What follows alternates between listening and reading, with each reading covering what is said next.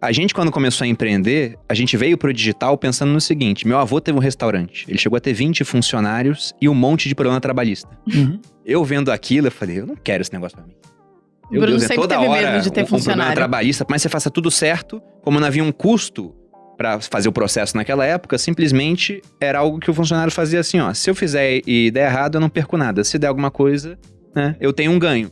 Então havia esse ônus, né? Eu olhava aquilo e falava, eu quero empreender com o mínimo de pessoas possíveis. E aí eu vim pra internet. E só vim pra internet porque as barreiras são muito pequenas.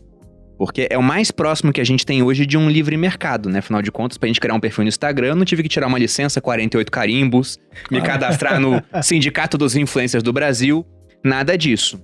E aí o negócio veio evoluindo e vários negócios surgiram disso. O iFood, ele é possível devido a essa transformação digital.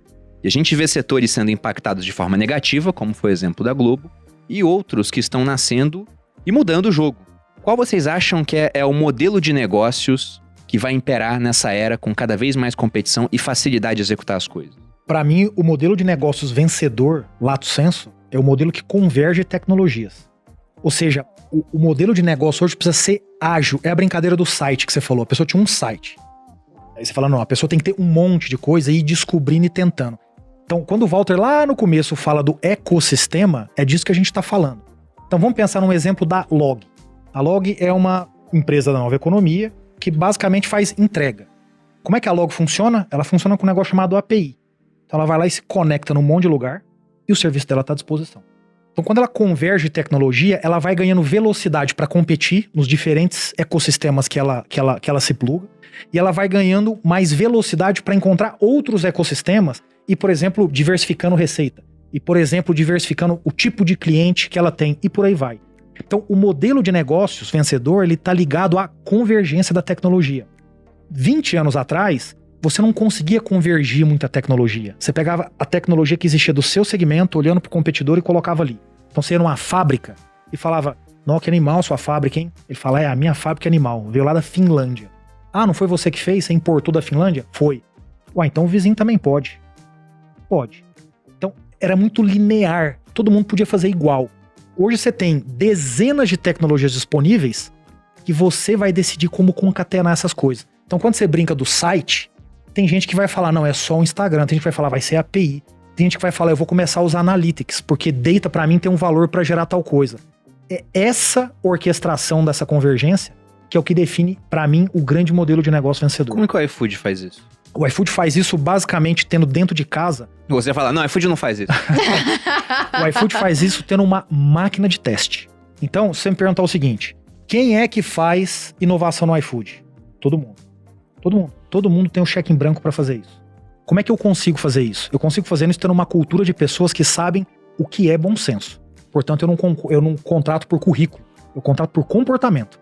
O que adianta alguém que trabalhou na NASA que não tem noção de bom senso? Até porque bom Mas senso isso é complicado, né? é o que tá mais distribuído no mundo. Todo mundo acha que tem. Do Descartes que ele fala justamente isso. Ele fala que o bom senso é aquilo que está melhor distribuído no mundo porque todos acham que tem o suficiente, né? Então, mas sabe qual é o ponto? O ponto é que a gente precisa lembrar que de uma discussão de rede, eu saio dela e venho pra dentro da minha empresa. Onde eu tenho um processo de contratação que tenta filtrar isso e eu tenho valores, eu tenho uma moral interna que tenta colocar limite. Então, pra mim, o que é o bom senso do teste? É, por exemplo, você não tem que me pedir pra testar, mas você tem que saber que testar significa pequeno por pouco tempo. E você tem que me mostrar 2 grandes resultados interessantes pra ir pra uma próxima fase. Vocês fazem constantemente isso? Não temos comitê no iFood pra isso. Não existe isso. O que existe é esse cheque em branco que as pessoas têm pra chegar e falar, olha o que eu descobri.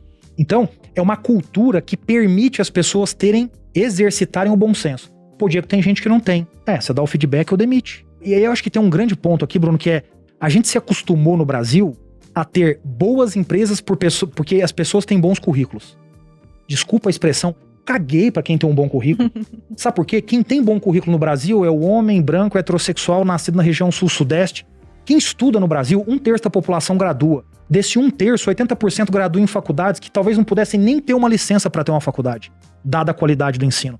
E você vai me dizer então que você tá montando um bom time com essa meia dúzia de pessoas que conseguem chegar naquele lugar por causa dessas condições?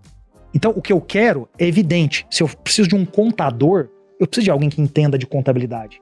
Mas o analista contábil que entra no primeiro ano, eu não preciso desse cara necessariamente formado na USP. Não preciso. Então, ao longo desses 10 anos de existência do iFood, a gente foi criando uma cultura... Já tem 10 anos? 10 anos. Caramba. De pessoas que têm bom senso.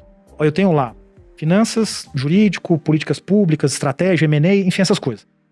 Sabe quantos comitês eu tenho pra aprovar as coisas ou fechar as coisas no mês com os meus times? São 350 pessoas nos meus times. 0. Nenhum. Você não tem nenhum, Diego? Não. É muito descentralizado. Bom senso. É o seguinte, Bruno, você fechou o mês, você precisa ter uma boa discussão, você precisa externar alguma coisa, me liga. Não preciso de uma reunião que todo mundo senta, fica lá pleasing, o cara que é hierarquicamente o mais forte, passando 736 slides de PowerPoint, que é idêntico do mês passado, atualizado por 30 dias. Você tem alguma coisa importante, Malu? Me liga. Conversa comigo. Quer minha opinião? Tá num dilema? Deixa eu te ajudar a resolver o dilema. Não precisa ficar prestando conta. Então, com isso, você vai criando a cultura do bom senso. Porque se a Malu não tem um lugar seguro pra ela prestar conta e saber se tá certo ou errada, quer dizer que eu tô exigindo dela todo dia se perguntar isso.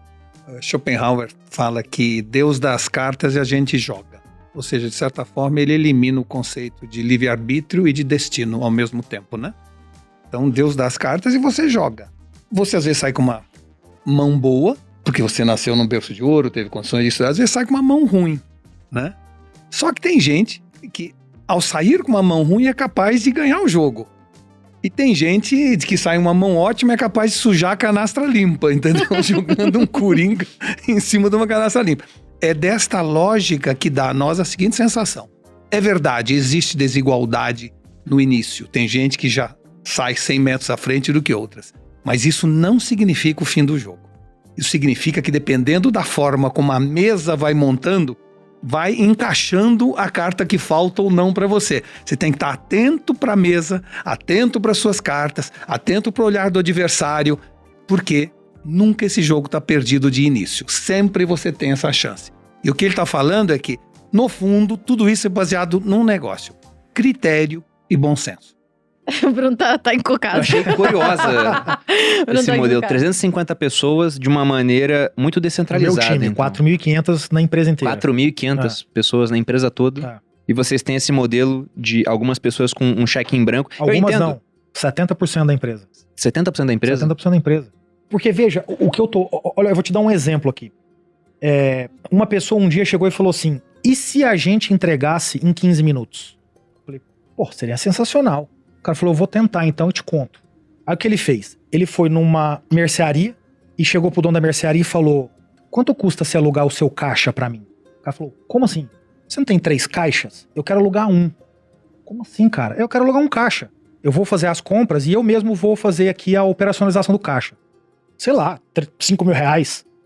E aí ele abriu uma loja chamada iFood Mercado e disse, agora os pedidos que vão chegar aqui sou eu que vou operacionalizar. Então o pedido chegava, ele tirava o conflito que existe no mundo offline. Ah, chegou o pedido do Bruno, daqui a pouco eu pego porque eu tô atendendo a Malu agora. E ele ia lá, então, pediu aqui uma coca, um chocolate, tá aqui, pode entregar. Uma coca, um chocolate, tá aqui. Executava na hora. Exato. E aí a gente conseguiu chegar em 15 minutos. Hoje esse é o negócio que mais cresce dentro do iFood nos últimos 6 meses. Supermercado, né? Isso. Não, a entrega de 15 minutos em especial. Supermercado sim, mas a entrega de 15 minutos é o que mais cresce. E é em 15 minutos mesmo? 15 minutos. O que é isso? Incrível. Muito bom. Mas o que é isso? Isso é o cheque em branco. O cara alugou um caixa, que eu nunca tinha ouvido falar isso na minha vida, por 5 mil reais. E chegou e falou, velho, olha o resultado que dá no cliente. O cliente que compra uma vez isso aqui, volta brutalmente. Por quê? Porque muda incrível, a lógica dele. Em 15 minutos você não toma banho e desce pra pegar o carro, pra ir ao supermercado. Então, isso é o cheque em branco. Isso é o bom senso. Quem é a pessoa da velha economia? Não, vamos fazer um projeto aqui para construir um supermercado, e esse supermercado vai ser altamente automatizado, mas você nem testou se a porcaria do cliente vai querer isso ou não. Hoje esse negócio é um projeto de altíssimo crescimento do iFood com centenas de milhões de reais investidos esse ano. Foi criado dessa forma. Isso é o bom senso, isso é o cheque em branco, isso é testar pequeno. Muita gente vê uma dicotomia, uma dificuldade entre governança e inovação. Uma vez que a governança procura eliminar riscos e a inovação exige riscos. O meio termo é exatamente o que faz o iFood. É assim, se errar, erra rápido. E divida a sua cabeça em duas. Quando eu ouso, tem vezes que eu acerto, tem vezes que eu aprendo. Ou seja, não há o conceito de erro, há o conceito de aprendizado. E aquele conceito de que aquilo deu nisso. Eu estava atirando no que vi e acerto o que eu não vi.